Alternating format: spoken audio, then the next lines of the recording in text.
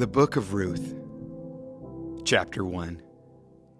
In the days when the judges ruled Israel, a severe famine came upon the land.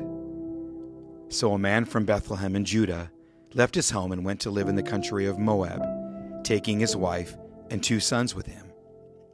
The man's name was Elimelech, and his wife was Naomi. Their 2 sons were Mahlon and Chilion.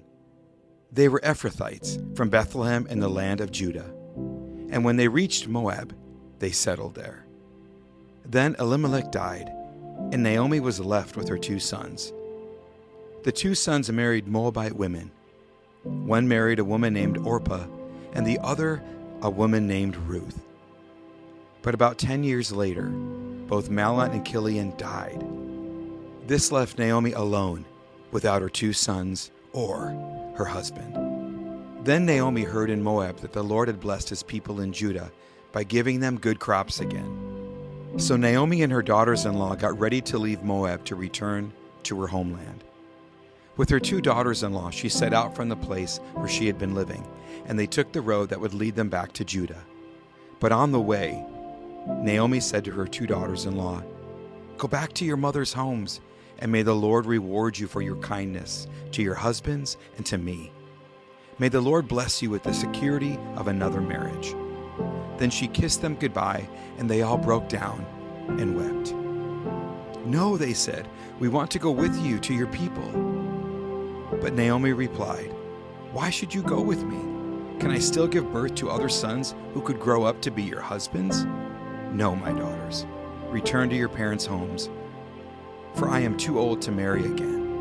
And even if it were possible, and I were to get married tonight and bear sons, then what? Would you wait for them to grow up and refuse to marry someone else? No, of course not, my daughters. Things are far more bitter for me than for you, because the Lord himself has raised his fist against me." And they wept together, and Orpah kissed her mother-in-law goodbye. But Ruth clung tightly to Naomi. "Look," Naomi said to her, "your sister-in-law has gone back to her people and to her gods.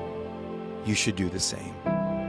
But Ruth replied, "Don't ask me to leave you and turn back. Wherever you go, I will go. Wherever you live, I will live. Your people will be my people, and your God will be my God. Wherever you die, I will die, and there I will be buried. May the Lord punish me severely if I allow anything but death to separate us." When Naomi saw that Ruth was determined to go with her, she said nothing more. So the 2 of them continued on their journey, and when they came to Bethlehem, the entire town was excited by their arrival. "Is it really Naomi?" the women asked. "Don't call me Naomi," she responded. "Instead, call me Mara, for the Almighty has made life very bitter for me. I went away full, but the Lord has brought me home empty. Why call me Naomi when the Lord has caused me to suffer, and the Almighty has sent such tragedy upon me?" So Naomi returned from Moab, accompanied by her daughter-in-law Ruth, the young Moabite woman. They arrived in Bethlehem in late spring, at the beginning of the barley harvest.